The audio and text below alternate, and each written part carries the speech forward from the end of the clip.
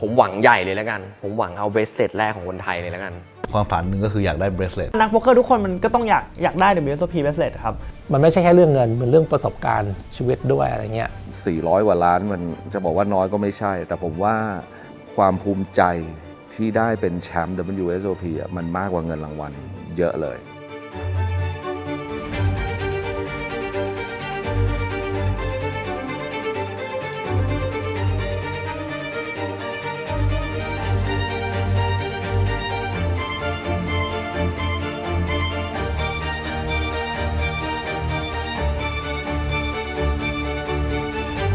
จริงมันไกลตัวผมมากเลยอ่ะเพราะว่าเชื่อว่าแบบมันเหมือนเรากำลังหัดเล่นฟุตบอลแล้วพูดถึงฟุตบอลโลกอ่ะความรู้สึกของเราที่มีต่อ WSOP คือมันเป็นศูนย์รวมนักโป๊กเกอร์จากทั่วโลกคือถ้า WSOP เนี่ยเปรียบเหมือนกับฟุตบอลโลกครับที่ปกติฟุตบอลโลก4 ปีมีครั้งหนึ่งแต่ว่าอันนี้มีทุกปีแล้วก็ถ้าเปรียบเหมือนกับ Valorant เนี่ยก็เหมือน Valorant Champions ก็คือเปรียบกับอะไรก็คือมันก็เหมือนเป็นรายการที่ยิ่งใหญ่ที่สุดในโลกนะครับอันใหญ่ที่สุดซีรีส์ใหญ่ที่สุดในสังคมโป๊กเกอร์อย่างน้อยในทัวร์โป๊กเกอร์นะครับปีหนึ่งเขาจะมารวมตัวกันเพื่อที่จะคล้ายๆกับพิสูจน์ความสามารถของตัวเองว่าปีนี้เขาเก่งขึ้นไปที่ระดับไหนแล้วนะครับคือด้วยเหตุผลหลายอย่างนะครับมันทำให้มันเป็นทัวร์นาเมนต์ที่ใครก็อยากจะได้รางวัลจากที่นี่แต่ว่าเป็นทัวร์นาเมนต์แรกที่ทำให้การแข่งขันโป๊กเกอร์เนี่ยเป็นที่ได้รับการนิยมแพร่หลายเนี่ยแน่ๆนะฮะโดยเฉพาะ Texas Hold'em เนี่ยก็โด่งดังจาก WSOP นี่เลยแล้วก็กลายเป็นเกมที่ได้รับความนิยมและใช้ในการแข่งขันเป็นหลักจนถึงทุกวันนี้เป็นการแข่งขันที่ใครได้แชมป์ก็จะถูกยกย่องเรียกว่าเหมือนถ้าเป็นหนังอ่ะคือคนนี้ได้มาแล้ว3ออสการ์คนนี้เคยได้เข้าชิงออสการ์มาแล้วคือมันเป็นนามสกุลให้กับการเป็นนักโป๊กเกอร์ที่ได้รับการยอมรับทางด้านฝีมือทันทีแล้วก็เพย์เอาท์เยอะที่สุดจัดเพียงแค่ครั้งเดียวเมนอีเวนต์เนี่ยเป็นฟรีซเอาท์ด้วยคือคุณมี1ชีวิตต่อ1ปีคือเมื่อก่อนผมก็นึกว่าเมนอีเวนต์จะสามารถรีบายได้นะแต่ว่าเมนอีเวนต์เนี่ยคือ$10,000ที่เราบายอินเข้าไปเนี่ยมีตกแล้วไม่สามารถรีบายได้เพราะฉะนั้นเนี่ยทุกๆ entry ในแต่ละปีจะเป็น unique player ทั้งหมดเลยคือในความยากของ WSOP โดยรวมเนี่ยผมจะมองว่ามันมีความยากหลายอย่างที่ต่างกันไม่ได้บอกว่ายากกว่าแต่จะบอกว่าในหลายรายการคนเยอะกว่าดีกว่าในการที่คนเยอะกว่าไม่ได้แปลว่าผู้เล่นจะเก่งกว่าเสมอแต่ว่าในการที่คนเยอะกว่านี่ก็คือว่ามันก็ยากกว่าที่จะชนะแหละเพราะว่ามันก็ต้องผ่านหลายๆสเตจต้องชนะฟลิปต้องลงดีหลายจุดอะไรเงี้ยครับก็จริงๆในเชิงของสแตนดาร์ดผู้เล่นผมว่าถ้าเกิดถามว่าต่างกับการเล่นพวกทัวร์นาเมนต์ในยุโรปมากไหมอะไรเงี้ยผมว่าไม่ได้ต่างมากครับจริงๆในบางไฮสเตจของยุโรปอาจจะยากกว่าด้วยซ้ำเพราะว่าเหมือนเวลามันเป็นเบรสเลตอีเวนต์ของแบบ WSOP หลายๆคนที่อาจจะไม่ได้เป็นโปรเขาก็อยากเล่นผมเขาก็อยากได้รางวัลนี้เหมือนกันถูกไหมครับแต่ obviously คนที่แบบเก่งมากๆเขาก็มาเล่นหมดแต่พวกรายการที่buy in range ที่มันถูกหน่อยหรือว่า main event อย่างเงี้ยมันจะชนะยากมากๆเพราะว่าเราต้องเล่นกับคนจำนวนเยอะมากๆแล้วก็คนที่เล่นกับเราก็จะเป็นหลายประเภทมีทั้งโปรที่เก่งมากมีทั้งโปรระดับกลางมีทั้งคนที่เล่นไม่ได้เป็นอาชีพทั้งเป็นคนที่เล่นแบบเป็นนักธุรกิจอะไรอย่างเงี้ยครับเราก็ต้องแบบอัดแอปให้เป็นกับแต่ละคนไม่ใช่ว่ากับทุกคนเราจะเล่นเหมือนกันหมดอะไรเงี้ยครับจริงๆเรื่องของการฝึกสกิลหรือว่าการพัฒนาตัวเองในการเล่นโป๊กเกอร์เนี่ยคือมันทำได้ตลอดอยู่แล้วก็ควรทำตลอดในการเป็นนักกีฬาอาชีพนะครับซึ่งตัวผมเองก็วิธีการที่ผมทำก็คือว่าอยากเล่นรายการบ่อยๆอยากเล่นแฮนด์เยอะแล้วปรึกษากับเพื่อนที่เก่งกว่าผมแล้วก็อาจจะเอาความรู้หลายๆอย่างมาลองปฏิรูปกับสถานการณ์ที่เกิดคล้ายคลึงกันอย่างเงี้ยการเล่นแบบนี้ถูกหรือเปล่าผิดหรือเปล่ามันจะได้ทำให้เห็นหลายๆซีนาริโอแต่ว่าสำหรับคนแบบคนอื่นอะไรเงี้ยผมก็ไม่แน่ใจว่าเขาฝึกฝนไงแต่ผมคิดว่าถ้าเกิดเรามีวิธีการฝึกสกิลโป๊กเกอร์ที่เราถนัดเราควรทำอย่างนั้นตลอดเวลาแล้วไม่ใช่ว่าแค่ก่อนไปแข่งรายการใหญ่ๆครับคือควรทำทุกวันถ้าเกิดว่างอยู่แล้วครับสำหรับผู้ที่กำลังเริ่มเข้ามาเล่นโป๊กเกอร์นะครับผมอยากให้ศึกษาโป๊กเกอร์แล้วก็ทำความเข้าใจกับมันดีๆคือเกมนี้เนี่ยมันเป็นเกมที่มีความผันผวนคือมันจะสวิงขึ้นลงได้แล้วเราต้องเข้าใจธรรมชาติของเกมมากๆแล้วที่สำคัญเนี่ย มันเป็นเกมที่คนที่มีสกิลที่มีความสามารถได้ความได้เปรียบในเกมนี้จริงๆนะครับ น้องๆ ถ้าเล่นยังไงก็ขอให้เล่นด้วยความรักนะคะ ไม่ต้องคิดว่าแพ้ชนะเป็นเรื่องใหญ่ เพราะว่าเกมเนี้ยมันเป็นเกมที่เราใช้สมอง ใครจะเล่นก็ได้ ไม่มีใครแข็งแกร่งกว่ากัน เพียงแต่ว่าในจังหวะนั้นใครจะเป็นคนที่เล่นได้ดีกว่า เพราะฉะนั้นถ้าเราแพ้หรือชนะเราก็อย่าไปหมดหวัง อย่าไปสิ้นหวังฝึกต่อไป ในเชิงของการแนะนำเรื่องของการศึกษาโป๊กเกอร์แล้วกันนะครับผมก็คิดว่าตอนนี้มันมีรีซอสค่อนข้างเยอะออนไลน์ที่ทำให้เราแบบเข้าใจ range pre-flop ที่ควรจะเล่นหรือว่าเข้าใจหลักการ fundamental หลายๆอย่างมากขึ้นก็อยากให้คนเข้าไปลองดูอะไรที่เหมาะกับตัวเองครับ โป๊กเกอร์มันไม่เหมือนกับเกมอื่นๆ ที่คิดว่าเราจะเล่นบ่อย แล้วเราจะได้เก่งขึ้น สิ่งที่จะทำให้คุณเก่งขึ้นคือการเรียนรู้ศึกษามัน คุณอาจจะไม่ได้จับไพ่เลย แต่คุณนั่งศึกษานั่งรันซิมนั่งอยู่กับคอมเข้าใจตัวเลขเข้าใจเกมจริงๆถ้าคุณศึกษาได้ถูกจุด คุณจะเก่งไวกว่าคนอื่น มันอาจจะเป็นการสิ่งที่ทำแล้วดูน่าเบื่อนะแต่ว่ามันมีคุณค่าจริงๆถ้าคุณอยากมาทางเนี้ยอาจจะแบบเฮ้ยอะไรเนี่ยฉันอยากมาบลัฟฉันอยากมา all in แต่ต้องบอกว่าอันนั้นมันคือความสนุกที่คนอื่นเห็นแต่ว่าความเหนื่อยที่คนอื่นไม่เห็นคือการศึกษาพวกนี้มันต้องเกิดขึ้น ผมอยากจะเตือนว่าเล่นภายในลิมิตเรา อันนี้แม้แต่เราจะเป็นคนที่อยากจะเป็นนักอาชีพหรือคนที่เล่นเพื่อสนุกคลายเครียดหรืออะไรหรือเข้าสังคมแล้วแต่อะไรแล้วแต่เหตุผลที่เราเล่นนะเน้นนะต้องเล่นภายในลิมิตตัวเองไม่อยากให้ใครเดือดร้อนเนาะ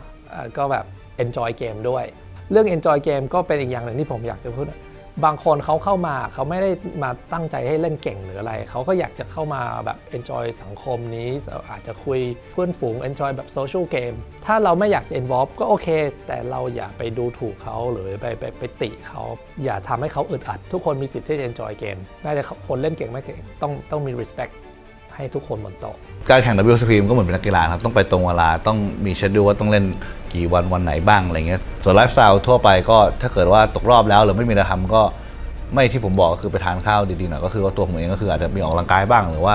กลับมาที่ห้องแล้วก็ศึกษาโป๊กเกอร์หรือว่าโทรคุยกับเพื่อนที่ไม่ได้อยู่ที่นั่นแชร์ประสบการณ์ก็ช่วยนะครับในเรื่องของการบางทีแบบเหมือนอยากระบายหรือว่าคลายเครียดหรือว่าอยากปรึกษาในเรื่องที่มันไม่เกี่ยวข้องกับไพ่อะไรเงี้ยครับ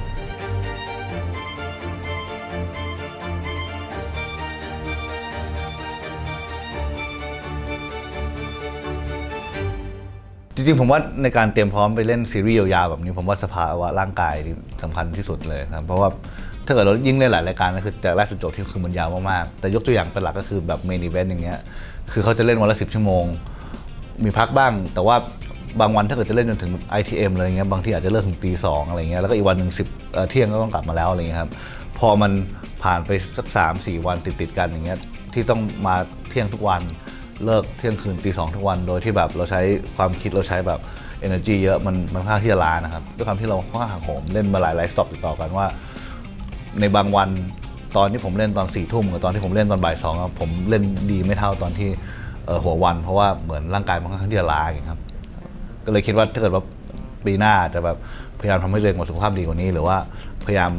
ไม่เล่นอีเวนต์มากจนเกินไปจนทำให้เราแบบเหมือนเบิร์นเอาท์อะไรเงี้ยครั้งนี้ได้ให้พูดตามตรงก็คือเรียนออนไลน์ครับแล้วก็มีปรึกษาแฮนด์บ้างนิดหน่อยแต่ส่วนมากจะเป็นเรียนออนไลน์ครับก็จริงๆน่าจะเตรียมแค่เงินนะฮะ WSOP เพราะว่าน่าจะเป็นรายการที่แพงทั้งในเรื่องของตั๋วเครื่องบินด้วยแล้วก็ในเรื่องของค่าที่พักที่ต้องเตรียมด้วยแล้วก็ค่าบายอินด้วยอะไรเงี้ยครับผมว่าแต่ว่าถ้าพูดถึงการเล่นโป๊กเกอร์ก็น่าจะเหมือนกับการไปเล่นทัวร์นาเมนต์อื่นๆเหมือนกันก็คือผมก็ศึกษาเรื่อยๆอยู่แล้วไม่ได้ศึกษาอะไรเป็นมากเป็นพิเศษแล้วก็น่าจะเป็นเตรียมจิตใจที่จะต้องแข่งคือผมว่าร่างกายก็สำคัญนะเพราะว่าการเล่นโป๊กเกอร์ทุกวันติดต่อกันเนี่ยมันค่อนข้างที่จะเดรนพลังใจอะไรบางอย่างไว้แล้วก็ทั้งเรื่องร่างกายด้วยวัยเข้าใกล้ที่จะ30แล้วไม่ค่อยได้ออกกำลังกายกินก็ไม่ค่อยดีหลังเหลิงก็เริ่มจะปวดละก็ผมว่าอันนี้ก็สำคัญไม่แพ้กับ strategy เลยนะในการเล่นโป๊กเกอร์ทั้งร่างกายจิตใจที่แบบสมมติไปถึง buy in แรกแตกสลาย buy in 2 แตกสลาย 4-5 buy in แล้วไม่แคชเลยมันเป็นไปได้อยู่แล้วครับสำหรับนักเล่นโป๊กเกอร์มันก็ต้องเตรียมใจในเรื่องของสภาพจิตใจอะไรแบบนี้ด้วย mental breakdown กันง่ายๆอาจจะแบบไปถึงถ้าผมไม่แคสสักแบบ 4-5 รายการพออาจจะแบบโหหมดหวังแล้วไม่อยากเล่นแล้วแต่ว่าตั๋วเครื่องบินเนี่ยซื้อไว้อีกเดือนนึงอะไรอย่างเงี้ยก็ต้องเตรียมใจในเรื่องของสภาพร่างกายสภาพจิตใจด้วยครับใช่โอ้ถ้าจัดที่ไทยได้นะต้องบอกว่า ความมันนี่คนละเรื่องอะด้วยความที่เราเป็นคนพื้นที่ใช่ไหมเราก็จะรู้ว่าเราจะไปไหนดีต้องบอกว่านอกจากสังคมในไทยอะการเล่นแข่งโป๊กเกอร์ครับยังมีสังคมเพื่อนต่างประเทศด้วยซึ่งผมเองก็ได้เพื่อนต่างประเทศมาเยอะถ้าเราเป็นเจ้าบ้านใช่ไหมก็คงจะพาไปเที่ยวครับในหลายๆที่หรือว่าพาไปพรีเซนต์อาหารไทยเวลาเราไปบ้านเขาใช่ป่ะเฮ้ยลองอันนี้ดิอร่อยแต่เราก็พูดไม่ได้นะว่าแบบอาหารไทยแบบต้องมาโดนส้มตำปูปลาเผ็ดมากๆอะไรเงี้ยถ้าเกิด WSOP ได้มาจากที่ไทยเหรอครับก็มันก็สะดวกสำหรับพวกผมเนาะมันไม่ต้องเดินทางไปไกลแล้วก็คนไทยหลายๆคนก็ได้มีโอกาสเล่นรายการที่ตัวเองอยากเล่นมากขึ้นด้วยมีโป๊กเกอร์หลายรูปแบบเลยมีค่าสมัครตั้งแต่ถูกจนถึงปานกลางจนถึงแพงเลยเลือกเล่นได้หมดเลยครับแล้วก็จริงๆอะฮะเวกัสผมว่ามันมีข้อเสียบางข้อก็คือที่ผมบอกคืออากาศมันร้อนมาก2ก็คือว่าค่าของชีพมันแพงมากครับถ้าเกิดมันจัดที่ไทยก็ดีเพราะว่าค่าของชีพมันถูกลงอาหารผมว่าดีกว่าอเมริกาอีกโดยทั่วไปแล้วก็คนต่างชาติก็จะได้เข้ามาเหมือนแบบเข้าใจเรื่องการท่องเที่ยวประเทศไทยด้วยอะไรอย่างเงี้ยครับมันก็มีผลดีของประเทศอะไรอย่างเงี้ยก็ฝากให้คนประเทศไทยเนี่ยขอให้ได้จัดทัวร์นาเมนต์เพราะว่าการเล่นทัวร์นาเมนต์ไม่ได้เป็นการพนันค่ะการเล่นทัวร์นาเมนต์นี้เป็นการเล่นเหมือนกีฬาอื่นๆจริงๆแล้วเนี่ยเงินที่เข้าในประเทศไม่ว่าโรงแรมอาหารการช้อปปิ้งอยากให้คนไทยสนับสนุนทัวร์นาเมนต์ของโป๊กเกอร์นะคะถ้าเกิดว่าโป๊กเกอร์ในไทยถูกกฎหมายผมคิดว่าอย่างแรกคือมันจะนำเม็ดเงินเข้ามาอย่างมหาศาลเลยเพราะเนี่ยดูอย่างทัวร์นาเมนต์ที่อยู่ข้างหลังนี่นะครับบายอินกันเป็นแบบพันเหรียญหรือว่าหลายๆพันเหรียญคนก็มาเล่นกันเป็นแบบเยอะมากๆผมคิดว่ามันเป็นแบบหนึ่งในการท่องเที่ยวของประเทศไทยได้เลยแล้วก็ชาวต่างชาติถ้าได้มาเมืองไทยเจอแบบเซอร์วิสดีๆอะไรอย่างเงี้ยเขาจะต้องติดใจแน่นอนเราอาจจะทำได้แบบดีกว่าเขาก็ได้ถ้าสมมติว่าเรามีโอกาสครับผมนี่ก็เป็นอีก challenge หนึ่งในชีวิตของผมนะครับและที่สำคัญคือตอนนี้ คนไทยทุกคนอะเรียกได้ว่า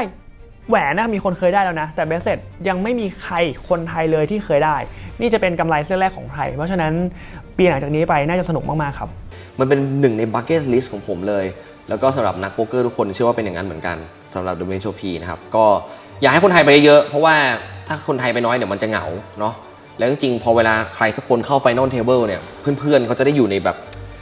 ในซุ้มเชียร์ด้วยโอ้โหแล้วมันเป็นกำลังใจอย่างมากเลยนะถ้าเกิดว่ามีคนไทยเข้าไฟนอลสักคนแล้วคนไทยก็เข้าไปอยู่ในซุ้มเชียร์กันนะแล้วพออินก็ไปเนี่ยเป็นอย่างเงี้ยอยู่ตรงซุ้มแล้วก็ดูจอกันโอ้โหเชียร์กันมันเลยกำลังใจก็เรื่องสำคัญครับผมหวังใหญ่เลยแล้วกันผมหวังเอาเบสเซตแรกของคนไทยเลยแล้วกันผมรู้สึกว่า